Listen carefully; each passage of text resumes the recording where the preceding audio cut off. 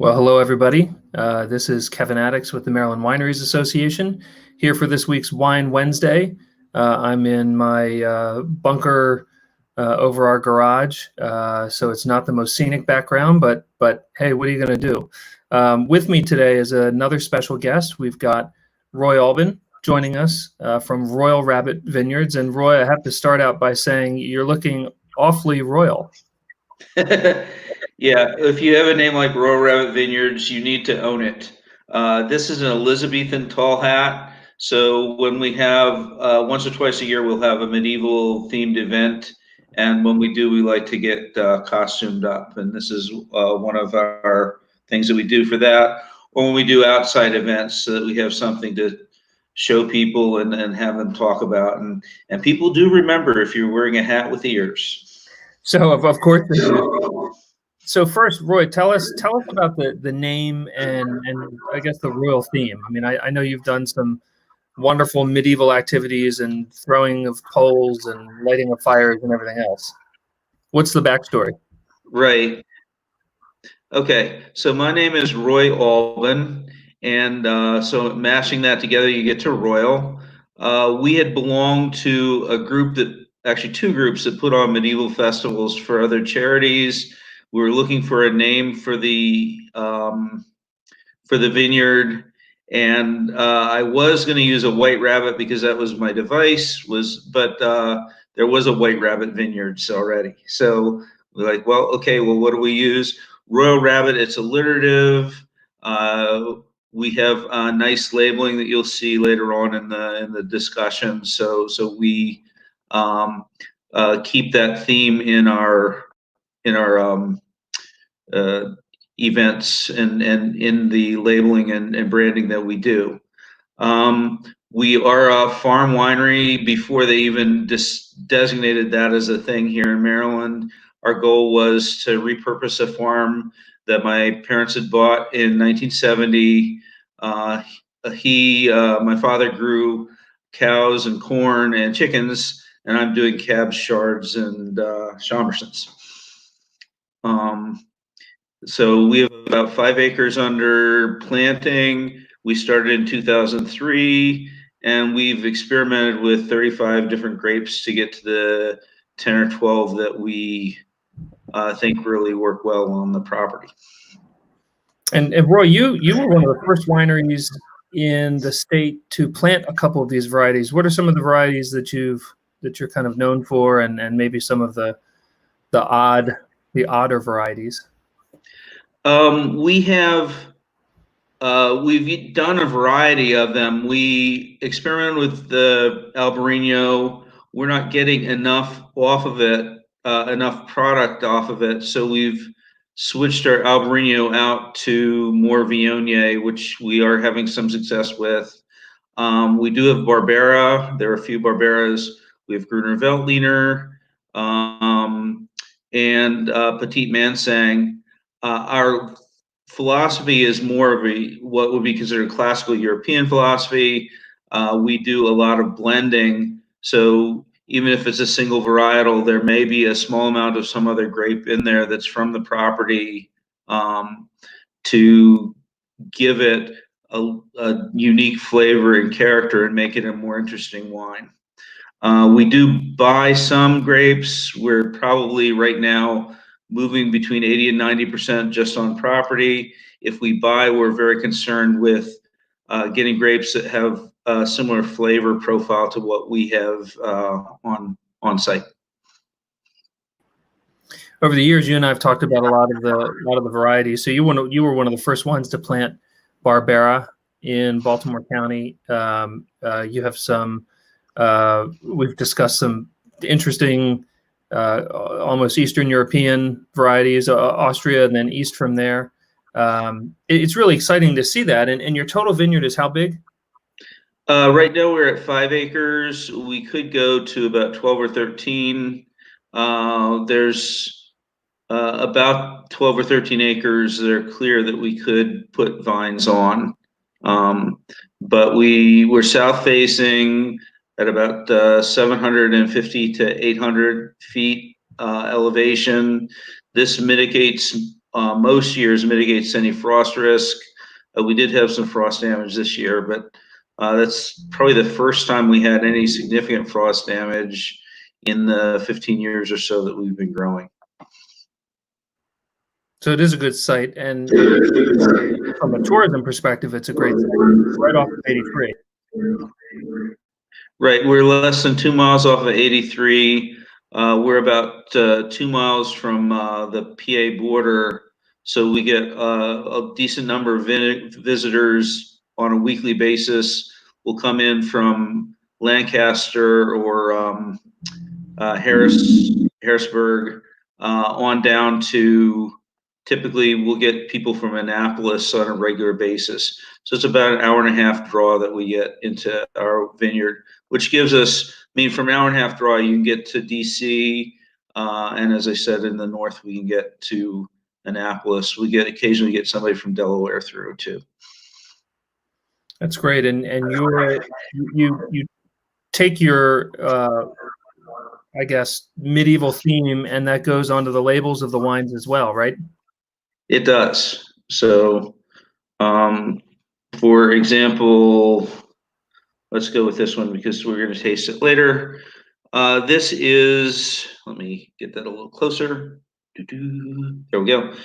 This is a 1400 style German type set of armor.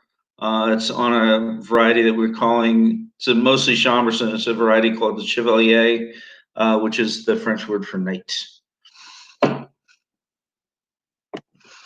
So you brought some wines, obviously, to try, or maybe they're all just sitting there. Are you actually in the winery?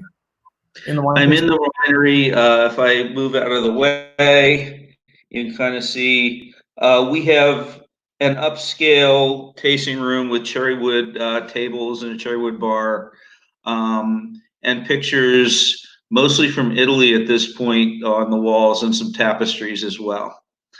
So we wanted to give you a feel of someplace that you could go away from.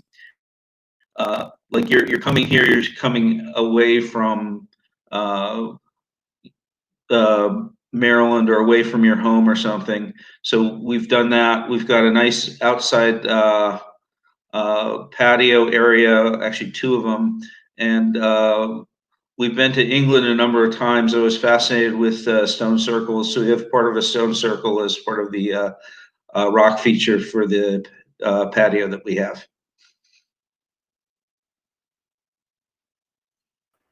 So this, I just want to tell folks who haven't been, when you go there and walk inside, there's a great courtyard outside that you've set up for folks, and you have some activities and games for special events outside. But when you go inside, to your point, it almost has a German beer hall style feel. I mean, it's darker tones and it's a smaller tasting room. So you really engage with your customers, which is something that we hear about a lot, which is great.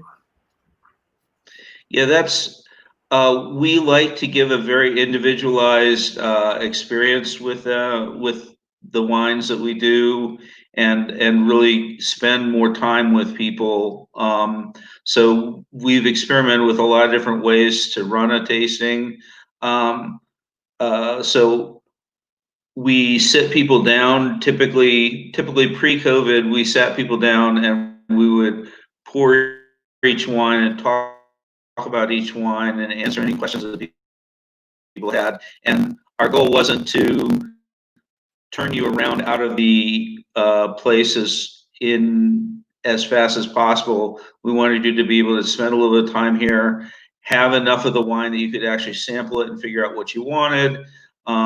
We don't have a food license, but we do have some cheeses that are local Amish, from a local Amish cheesemaker. So we have a selection of those that we think go with our wines, as well as having the wines. And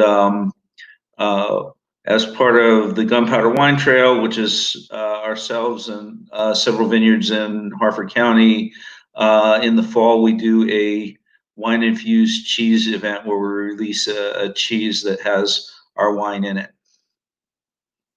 So again, we're trying to give you something you can't get necessarily anyplace else.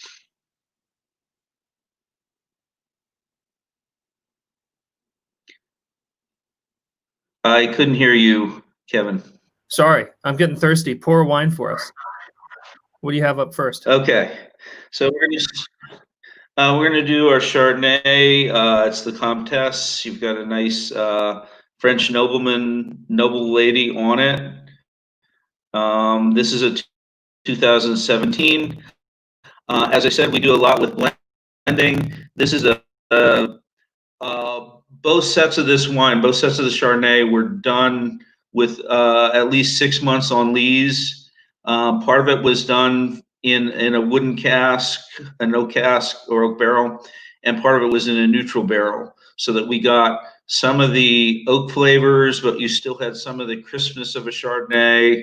And then we blended a small bit of another grape into this to improve the aromatics and make it a more unique wine. So you can see it's a little bit darker. Because it was longer on lees, and because we like a fuller bodied white, you get a little bit more color in the wine than some people would choose. And we're looking to make it more unique, hand-picked, hand-pressed, hand-labeled, hand-corked bottle of wine. So it's an artisanal boutique kind of a wine. Roy, you use the term lees. Can you explain what that means to the unaware? On lees is you're leaving a portion of the yeast in the bottom of the barrel, so that as the wine ages, it's picking up flavor from the yeast. You're not just getting the flavor of the fermented grape, you're getting some of the flavor imparted from whatever yeast you selected. Right now, I think I'm using cross evolution on this, so it's one of the, I'll call it more newish strains of wine yeast that's often for Chardonnays and some of the other more structured whites. And it adds a yeasty, almost by getting a little nuttiness. Yeah, richer mouthfeel, which is great. Yeah. What's the retail price on the Comtesse? I believe it's $21.99. We're trying to keep all of our prices. Right now, our reds are in the 25 range, so we're trying to keep our prices down, even though it's small lot and small batch, hand created. We're trying to keep our prices down at the point where they're more affordable for people. And give us the full picture. How many whites do you have right now, and what's the range? You picked the Chardonnay, which is going to be on the drier style, but I recall you having some off-dry whites as well. Right. Right now, we do have some Albariño left. So we have the Albariño and the Chardonnay. The Albariño is called the Duchess, and we have some of a grape, the Gruner Veltliner called Margravine, which was Lady Margrave. It was another noble title. Most of the wines have noble titles until we ran out of titles that were not too similar to something else or just not pronounceable by people. So the next wine we're going to try, we don't have a title for it, but we do have a medieval theme for it. Shall I go to that one? Yeah, why don't you jump to that one? And or shall I continue? Yeah, we have also a variety of semi-sweet to sweet wines. So we have a German style, which we call the Chatelaine. It's a blend of Traminette and Riesling or Kerner. We had a source for Kerner and then we lost it, so we're growing it on site. We're trying to get that into production because we like it better. Kerner is a relative of Riesling that was developed around 1900 and named for a poet, a German poet, doctor from the 1800s, about the time of Whitman. And then we have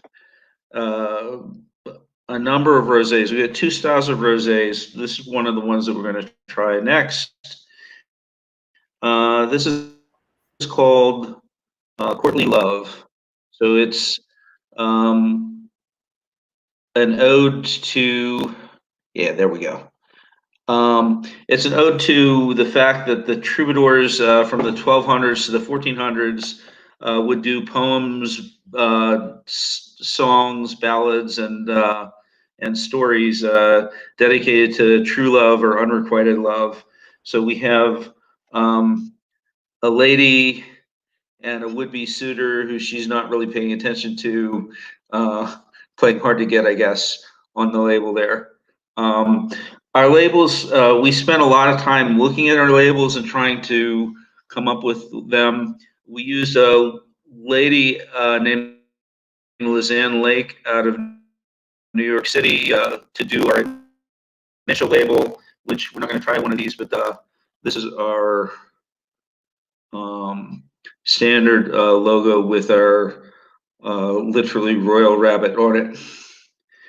And then I used a gentleman named Steve Faramelli out of Indiana to come up with public domain pictures that look like they're charcoal or pen and ink kind of pictures of people from different points and periods and countries in the Middle Ages and Renaissance. Yeah, you're actually you're one of the few wineries, Roy, that has a theme like that runs through the labels. You've taken the theme from the winery and run it through. So it's great to see it. And every time branding. I was going to say, every time you release a new wine, we're waiting to find out what new medieval title you've come up with, or name, or reference. Right. So on a rosé, you can see this is more of a salmon color. It's got a little bit of a pink cast, but it's kind of an orangey pink. We use the Southern French approach to rosé making, which is you take 3 or 5 or more grapes and you blend it together.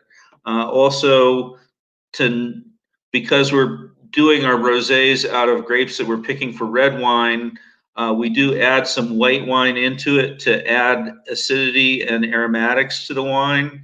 So what you end up with is you've got a nice, complex, full-bodied, fairly consistent from year to year wine to experience. This one, because it has some Verdot and I think Kerner in it, or Riesling, one of the two, we get more aromatics out of it, and it's a really tasty wine with honey barbecue, with curries, Asian food that has a degree of sweetness to it. It's not so sweet. It's at about 3.3%, so it's not so sweet that you can't enjoy it with a dessert that isn't quite as sweet, like a cheesecake or something like that. Roy, you mentioned Kerner. Kerner is one of those varieties that you just don't see much. No, it was number 3 in like the 80s and 90s. It was the 3rd most used white grape in Germany. It's now down to number 8. They've gone back to their Riesling and probably Gewürztraminer as their grape. What you get out of this is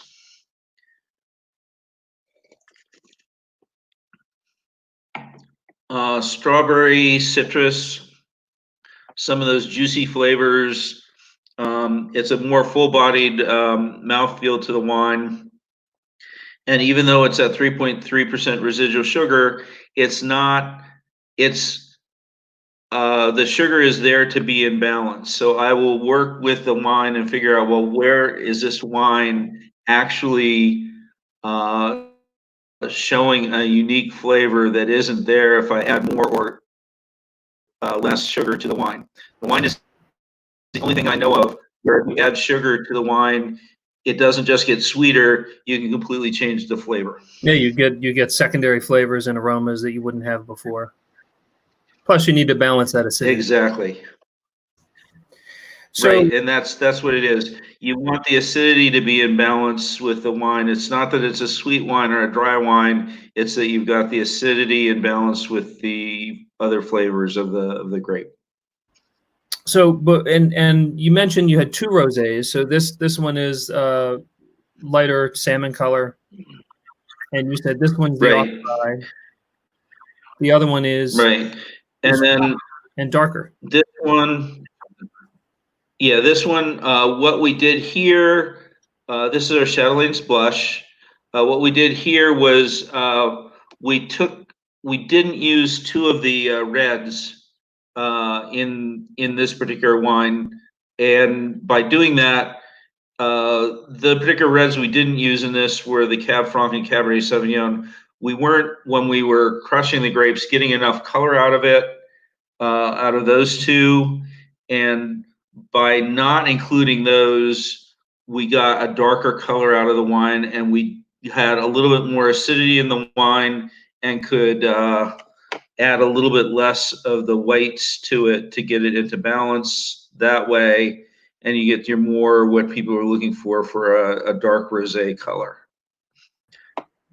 Yeah, it's nice to see the contrast. How do you make your rosés? Is it a Saignée style? Is it a bleed, or are you adding a little bit of Yes. wine?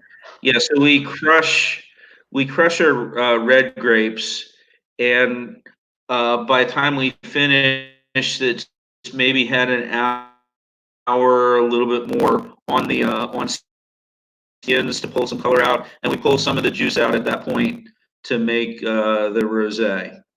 And then the remainder is then a little bit darker for the red that's in there. So the trade-off is we lose some volume on the red, but we get a nice rosé out of it. And there are one grape, Chancellor, that we're growing on the property. We only used for the rosé because I haven't found a red that I like to use out of it. We use a decent amount of Chambourcin in it, which is the grape that we're going to try next. And then we use lesser amounts of each of the other reds. So that'd be our Barbera, our Petit Verdot, and our Merlot. And then, as I said, we do use some Vidal because that adds some nice acidity and structure and balance to the wine.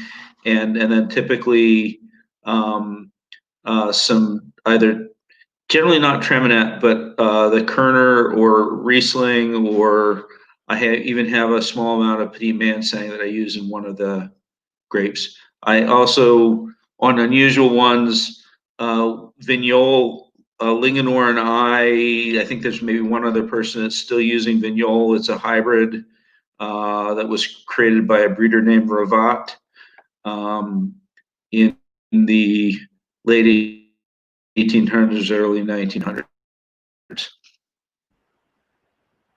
Yeah, Vignole is one of my. Should we continue on? Yeah, Vignole is one of my favorite white hybrid because of the aroma and it's seems to be pretty versatile. All right, it is. Yeah, let's jump to your Chambourcin.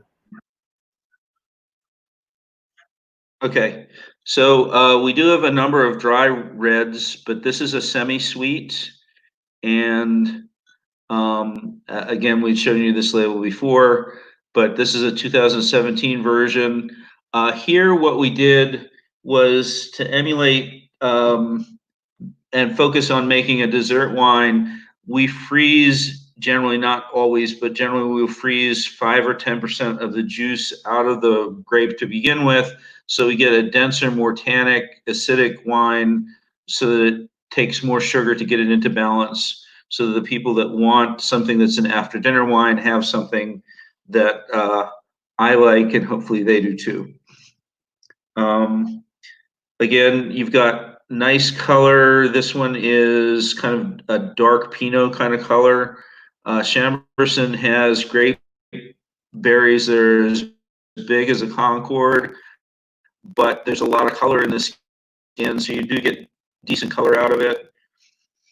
By adding, we put a little bit of Merlot, Petit Verdot, and Cab Franc into it. By doing that, we get like a tart wild strawberry note or some sort of other red berry note in the wine.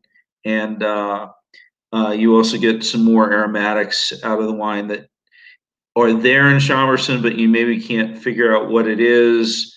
But by putting the other grapes in there, you really open the wine up.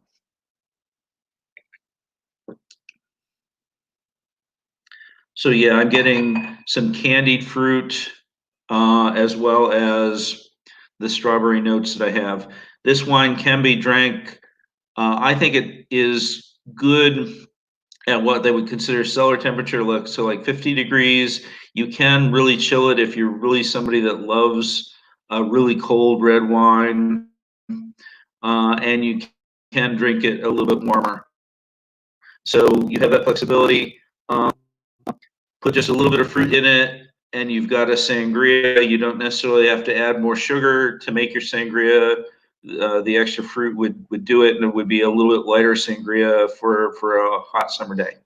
That's a great idea. The sangria is a very cool idea. And I'm a fan of chilling reds, especially when we're, 92 degrees like we are today. Always like to have it at least cellar temperature. And then certainly with a sweeter red, I'll throw it in the fridge. And I love your idea of fruit and maybe a little carbonation in there. You've got yourself a great sangria. Right, exactly. The dry rosé that we have, we did not completely final filter it. It had a tiny bit of residual sugar in it, so it has a little bit of a little bit of effervescence to the wine.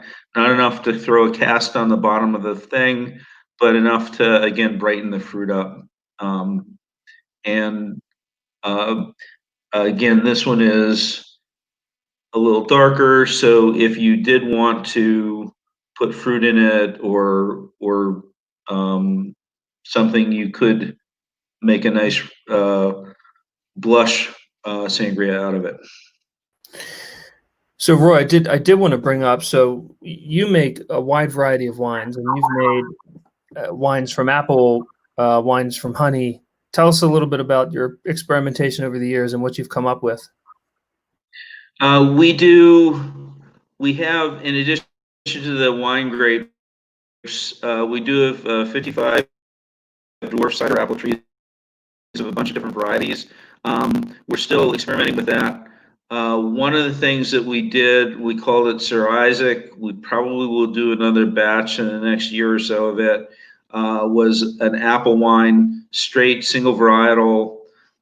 So we named that one after Isaac Newton.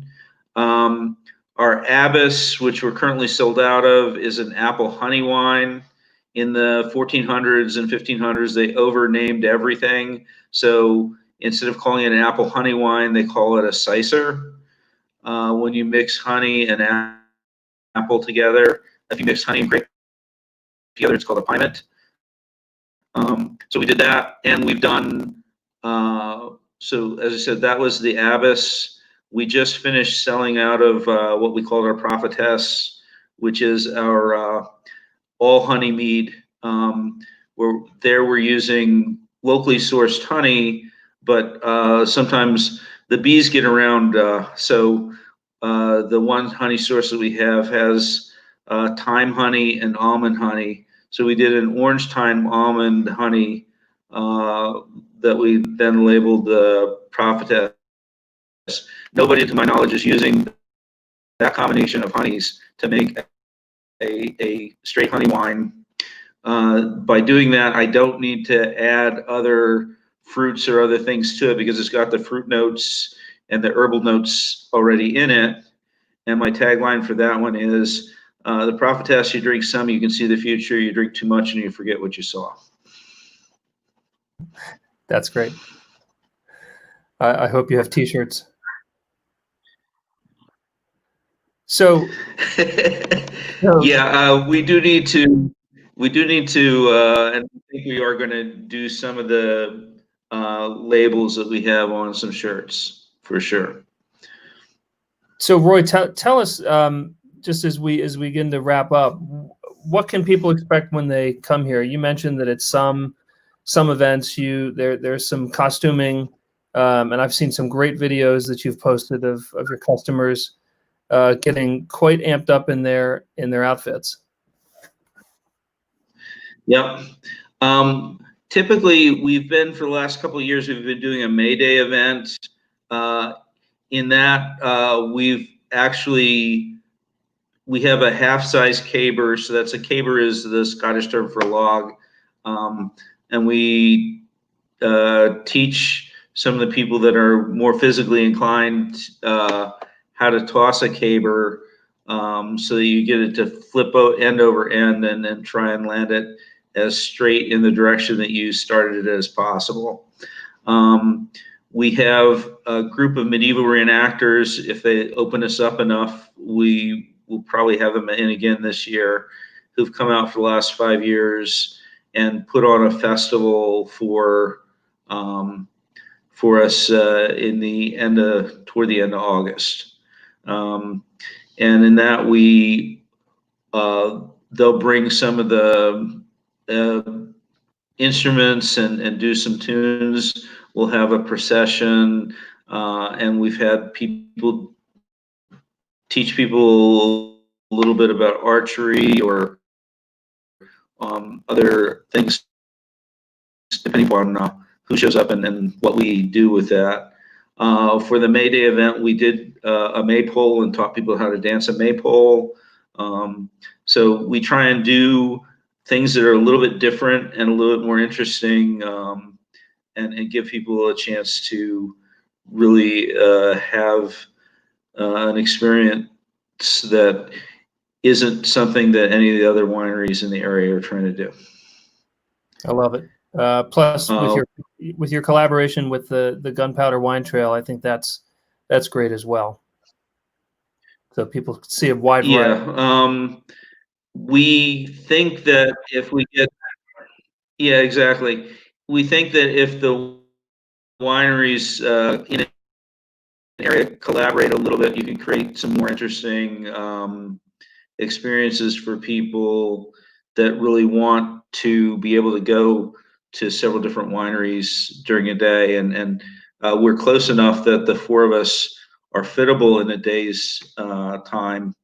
And we have some other local ag businesses or ag-related businesses that participate with us as well when we put those on. Well, I love it. So it's a when, not an if, for when people will be coming back. And Roy, I hope you get a nice crowd once things open up a bit more.